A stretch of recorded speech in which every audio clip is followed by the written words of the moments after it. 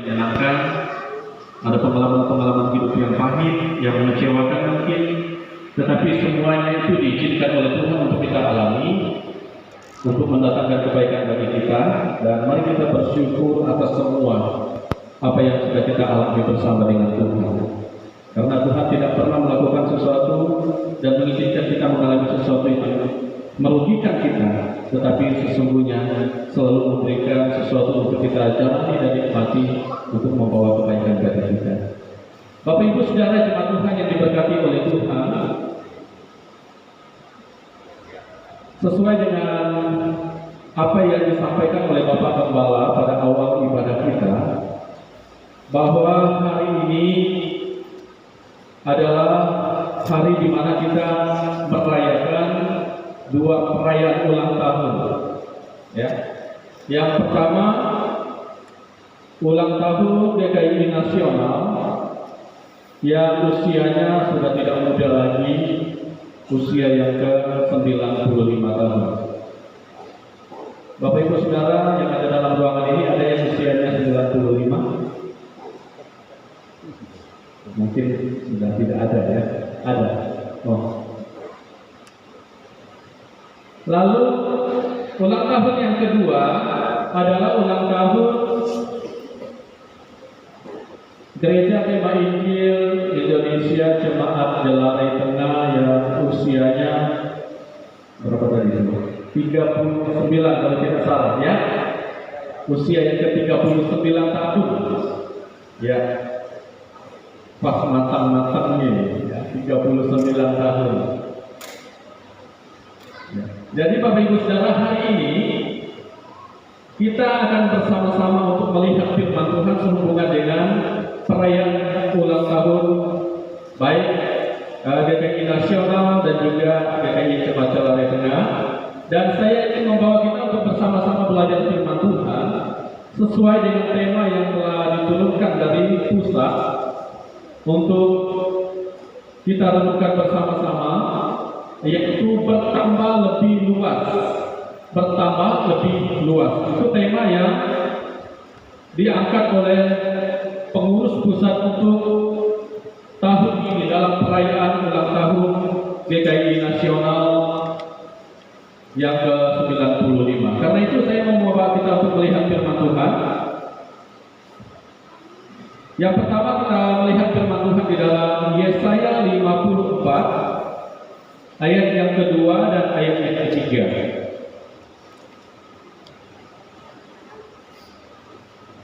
Yesaya 54 ayat yang kedua dan ayat yang ketiga. Saya akan membacakan firman Tuhan. Yesaya 54 ayat yang kedua dan ayat yang ketiga, firman Tuhan berbunyi demikian. Lapangkanlah tempat kemahmu dan bentangkanlah tenda tempat kediamanmu. Janganlah menghematnya. Panjangkanlah tali-tali kemahmu dan tancapkanlah pokok-pokok patok-patokmu. Ayat 3, sebab engkau akan mengembang ke kanan dan ke kiri, keturunanmu akan memperoleh tempat bangsa-bangsa dan akan mendiami kota-kota yang sunyi. Kemudian pembacaan yang kedua di dalam Kisah Para Rasul pasal yang kedua ayat 41 sampai ayat yang ke-47. Kisah Para Rasul pasal 2 ayat yang ke-41 sampai ayat yang ke-47. Firman Tuhan berkata, orang-orang yang menerima perkataannya itu memberi diri dibaptis, dan pada hari itu jumlah mereka bertambah kira-kira 3.000 jiwa. Mereka bertekun dalam pengajaran rasul-rasul dan dalam persekutuan, dan mereka selalu berkumpul untuk memecahkan roti dan berdoa. Maka ketakutanlah mereka semua, sedang rasul-rasul itu mengadakan banyak mujizat dan tanda. Dan semua orang yang telah menjadi percaya tetap bersatu, dan segala kepunyaan mereka adalah kepunyaan bersama. Dan selalu ada dari mereka yang menjual harta miliknya, lalu membagi-bagikannya kepada semua orang sesuai dengan keperluan masing-masing. masing-masing. Dengan bertekun dan dengan sehati mereka berkumpul tiap-tiap hari dalam grup bait Allah. Mereka memecahkan roti di rumah masing-masing secara bergilir dan makan bersama-sama dengan gembira dan dengan tulus hati sambil memuji Allah. Dan mereka disukai semua orang. Dan tiap-tiap hari Tuhan menambah jumlah mereka dengan orang yang diselamatkan. Puji kepada Tuhan atas pembacaan firman Tuhan, Bapak Ibu Saudara. Tema kita tadi saya katakan bahwa bertambah lebih luas. Itu tema yang diangkat oleh GKI Pusat, yang pengurus pusat untuk kita pada tahun ini. Apa maksud dari tema ini, Bapak Ibu Saudara? Kalau kita perhatikan di dalam pembacaan yang pertama, kita bisa melihat di sana di dalam ayat yang kedua dan ayat yang ketiga, kita perhatikan kata demi kata atau ayat demi ayat yang ada di dalam ayat itu. Yang pertama di sana ada kata yang mengatakan bahwa lapangkanlah tempat kemahmu, lapangkanlah tempat kemahmu, atau perluaskanlah tempat kemahmu. Ini adalah sebuah ajakan untuk kita memiliki visi yang besar, untuk kita berpikir besar, untuk kita memiliki perspektif yang besar dan bertindak hal-hal yang besar di dalam pelayanan sebagai orang yang percaya. Jadi firman Tuhan ini mengajarkan kepada kita bahwa jangan kita hanya fokus kepada kesibukan pelayanan rutinitas yang ada di dalam internal kita, tanpa kita melihat ladang yang besar yang sedang menanti kita. Secara singkat saya menjelaskan ayat ini, Bapak Ibu Saudara. Yang kedua, bentangkanlah tenda tempat kediamanmu. Ini merupakan sebuah perintah, ya, untuk kita bahwa kita dapat melewati kemampuan yang ada pada kita dengan memberitakan Injil. Ini adalah nilai kemah Injil. Ini adalah nilai gereja kemah Injil, yaitu ada keberanian kita untuk melangkah dengan iman berserah kepada Tuhan. Sehingga sebagai orang yang percaya, kita lebih giat lagi, kita lebih semangat lagi untuk memberitakan Injil. Karena memang ini adalah nilai dari gereja kemah Injil. Kita tidak bisa dan tidak boleh stop untuk memberitakan Injil. Namanya saja gereja kemah Injil. Pada waktu gereja kemah Injil ini masuk ke dalam negara kita secara khusus di Indonesia, kita tahu bahwa yang membawa gereja kemah Injil Indonesia, yang mendirikan gereja kemah Injil ini, ya, kita tahu bahwa awalnya adalah dari Albert Benjamin Simpson. Kemudian yang kita tahu sekarang yang datang ke Indonesia adalah Alexander, ya, Jeffrey, ya. Robert Alexander Jeffrey. Dialah yang datang ke Indonesia untuk pertama kali membuka gereja kemah Injil. Bapak Ibu Saudara, mereka punya misi bagaimana mereka melaksanakan amanat agung Yesus Kristus, ya, yaitu memberitakan Injil kepada segala bangsa. Sehingga dikatakan di sini, bentangkanlah tenda tempat kediamanmu. Ini membuat kita untuk lebih giat lagi, lebih semangat lagi untuk menyebarkan Injil keluar. Kemudian janganlah menghematnya. Kata atau kalimat yang mengatakan janganlah menghematnya. Ini suatu tantangan untuk tidak takut berkorban demi memberitakan Injil atau demi pelayanan pekerjaan Tuhan. Memang ada waktu kekhawatiran dan ketakutan itu datang. Tetapi tugas sebagai seorang pemimpin, tugas sebagai seorang hamba Tuhan, memutuskan hal yang membuat takut dan tidak mau berkorban. Dan sebagai anak-anak Tuhan, sebagai anggota gereja Tuhan, kita juga jangan takut untuk berkorban memberitakan Injil. Kemudian pancangkanlah tali-tali kemahmu. Ini berbicara mengenai pergi keluar melewati batas-batas pikiran kita. Yesus sendiri menantang muridnya. Yesus sendiri menantang para murid-muridnya untuk mereka bisa melihat bahwa ladang sudah mulai menguning. Artinya ada begitu banyak jiwa-jiwa yang ada di luar dari internal kita, dari jemaat kita, dari gereja kita, yang perlu kita bawa kepada Kristus, yang menjadi tuayan kita, yang harus kita bawa kepada Tuhan. Hari-hari ini kelihatannya gereja Injil ini sudah mulai dingin-dingin untuk memberitakan Injil. Kalau kita melihat sejarah gereja Injil Indonesia, luar biasa. Hamba-hamba Tuhan memberitakan Injil, luar biasa. Orang yang sudah menjadi milik Kristus, yang sudah dimenangkan oleh Kristus, berani memberitakan Injil. Sekarang kita sudah duduk manis, ya. Banyak gereja Tuhan, anggota gereja Tuhan yang sudah duduk manis, menikmati berkat-berkat Tuhan sendiri. Padahal ada banyak orang-orang, ada banyak ladang yang sudah menguning, yang perlu kita bawa kepada Tuhan untuk biar kita bisa menikmati berkat Tuhan. Karena itu panjangkanlah tali-tali kemamu, artinya ini membuat kita untuk berpikir sebagaimana Kristus berpikir mengenai jiwa-jiwa yang ada di luar sana yang perlu dimenangkan. Kemudian yang berikut adalah pancangkanlah pokok-pokok patok-patokmu. Artinya di sini kita perlu memperkuat karakter kita sebagai seorang pemimpin, sebagai seorang anggota gereja. Kita perlu memperkuat kepercayaan kita. Kita perlu memperkuat komunitas kita. Jadi semua perintah untuk memperluas pelayanan itu dimulai dulu dari fondasi yang kuat, dari dasar yang kuat, yaitu pemimpin harus kuat dalam relasi dengan Tuhan, dan anggota jemaat wajib menjadi jemaat yang sehat, menjadi jemaat yang kuat di dalam pertumbuhan imannya kepada Tuhan. Sehingga di dalam Kisah Para Rasul yang kita sudah baca, kita bisa melihat di sana bahwa bagaimana kita bisa memperkuat, bagaimana kita bisa menjadi jemaat yang sehat, menjadi jemaat yang kuat di dalam iman kepada Tuhan. Di dalam Kisah Para Rasul yang sudah kita baca, kita bisa melihat bagaimana gereja yang sehat, yang kuat di dalam iman kepada Tuhan. Di dalam internal kita perlu menjadi gereja yang sehat, menjadi gereja yang kuat. Siapa tidak ingin menjadi gereja yang sehat? Saya percaya bahwa kita semua ingin menjadi gereja yang sehat. Gereja yang sehat seperti gereja mula-mula di dalam Kisah Para Rasul ini.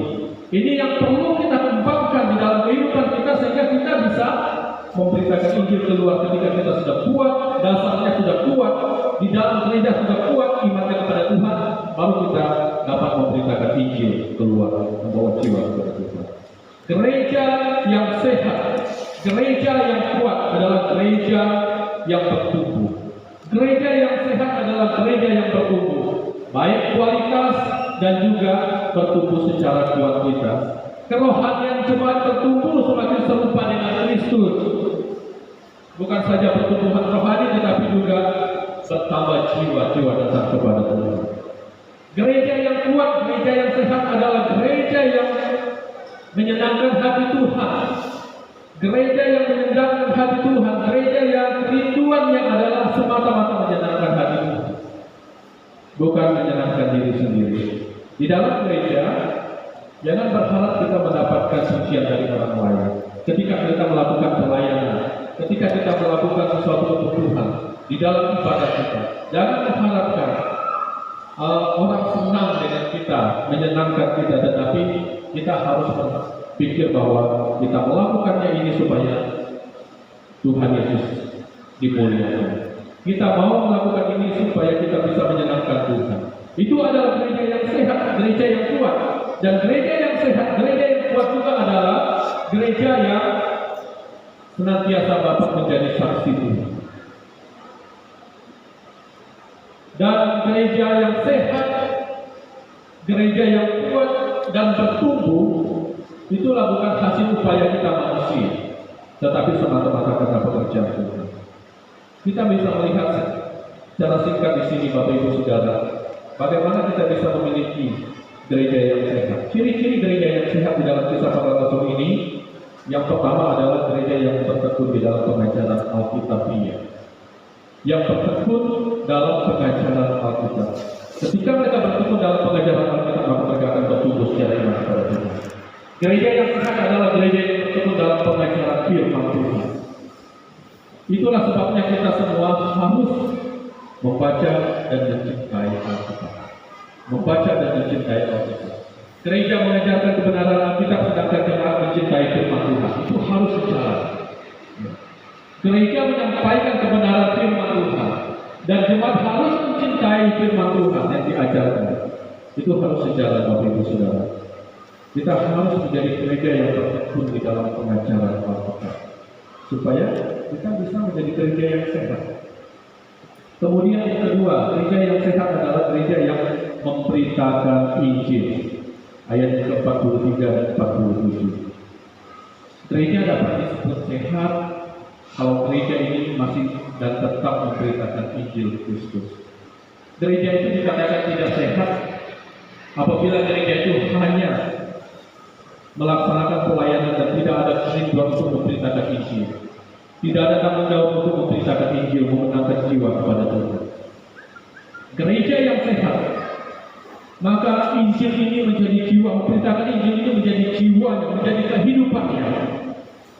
Tidak hanya kita percaya kepada Yesus yang itu sudah percaya, sehingga tidak ada tindakan kita untuk memberitakan Injil keluar. Itu adalah gereja yang tidak sehat. Jadi gereja yang sehat apabila pemberitaan Injil ini merupakan jiwanya dan dia memberitakan Injil kepada orang yang belum percaya. Karena itu merupakan amanat agung Yesus Kristus. Yesus katakan kepada orang yang percaya supaya mereka memberitakan Injil Yesus Kristus kepada orang yang belum percaya. Itu amanat agung Yesus kepada kita. Kemudian gereja yang sehat adalah gereja yang hangat di dalam kasih Kristus. Gereja yang hangat di dalam kasih Kristus. Dalam komunitas gereja, benar-benar kita bisa merasakan kehangatan kasih Kristus. Gereja mula-mula adalah gereja yang anggotanya, jemaatnya saling mengasihi. Saudara bisa lihat jelas di dalam kisah para rasul ini. Benar-benar mereka dapat menerapkan kasih Kristus itu. Mereka berbagi, mereka saling mendoakan, mereka saling memperhatikan. Apakah dalam gereja kita kehangatan kasih Kristus itu kita rasakan? Apakah di dalam jemaat kita merasakan ada kehangatan kasih Kristus? Adakah kita merasakan, wah saya ini merasakan benar-benar menjadi anggota gereja yang luar biasa, menjadi anggota jemaat yang luar biasa, karena kita merasakan kasih sama kita. Kita merasakan bahwa ada saling mengasihi, ada saling menguatkan, ada saling memperhatikan di dalam komunitas kita atau di dalam jemaat kita. Apakah kita merasakan itu? Gereja yang sehat adalah merasakan kasih Kristus. Tugas kita bersama adalah harus saling mengasihi. Saling mengasihi satu dengan yang lain. Jangan ada kebencian, jangan ada fitnah, jangan ada ketidakacuan terhadap satu dengan yang lain. Kalau ini ada, berarti kehangatan kasih Kristus itu tidak ada di dalam jemaat. Mari kita saling mengasihi. Tunjukkanlah kasih Kristus itu kepada sesama kita seiman. Dengan kasih yang hangat, dengan kasih yang nyata satu kepada yang lain, dunia akan melihat bahwa Allah di dalam Kristus hadir di tengah-tengah kita. Di situ juga dunia akan melihat bagaimana kita dapat menjadi berkat dan membawa orang bisa datang kepada Tuhan. Kembangkan kasih Kristus di antara kita, saling memperhatikan, saling mendoakan, saling berbagi, sehingga kehangatan kasih Kristus itu benar-benar kita rasakan dalam kehidupan kita. Bapak Ibu Saudara yang saya kasihi dalam Yesus Kristus, sebentar nanti setelah ibadah kita akan bersama-sama akan mengikuti acara ulang tahun, baik GKI Nasional dan juga GKI Jemaat Jalanan. Kita berharap di usia, secara khusus GKI Jemaat Jalanan yang ke-39, membuat kita semakin merasakan kehangatan kasih Kristus dalam kehidupan kita. Membuat kita untuk benar-benar memiliki komitmen untuk tetap memberitakan Injil, untuk memberitakan Yesus Kristus kepada orang lain. Mungkin ada anggota keluarga kita yang sudah jauh dari Tuhan. Kita yang taat, kita yang setia, kita punya tanggung jawab untuk memberitakan Injil kepada mereka. Mungkin ada anggota keluarga kita yang sudah meninggalkan imannya. meninggalkan kekristenan. Kita ada mempunyai tanggung jawab untuk tetap terus-menerus memberitakan Yesus Kristus satu-satunya Tuhan dan Juru Selamat. Tidak ada yang lain. Memberitakan Injil Yesus Kristus kepada mereka. Lebih luas lagi, ada banyak orang-orang yang ada di sekitar kita yang belum mengenal Yesus. Kita punya tanggung jawab. Kita punya tugas. Amanat agung Yesus Kristus kepada kita. Beritakanlah Injil kepada segala makhluk. Beritakanlah Injil kepada mereka. Bagaimana caranya? Hidupmu harus menjadi kesaksian. Ini yang pertama. Hidup kita harus menjadi kesaksian. Kita tidak pandai untuk berkata-kata. Kita tidak pandai untuk memberitakan Injil Yesus Kristus kepada mereka, tetapi tunjukkanlah sikap teladan hidup yang baik yang menjadi berkat kepada mereka, supaya mereka bisa datang kepada Tuhan. Kiranya Gereja Gema Injil Indonesia, Jemaat Jelare Tengah di usianya yang ke-39 semakin kuat dalam persekutuan, semakin terasa kehangatan kasih Kristus di dalam persekutuan, di dalam jemaat kita. Jangan semakin dingin, jangan membiarkan roh pemecah ingin memecah belahkan jemaat kita, ingin membuat kita tercerai-berai. Tetapi kita terus berusaha memohon pertolongan Tuhan untuk membuat jemaat GKI Jelare Tengah ini semakin kuat di dalam persekutuan, semakin semangat untuk mencari Tuhan, semakin setia untuk diajar oleh firman Tuhan, supaya jemaat kita juga boleh menjadi berkat bagi orang lain. Kiranya Tuhan Yesus memberkati kita lewat firman Tuhan yang kita pelajari pada siang hari ini. Amin atas firman Tuhan. Mari kita berdoa.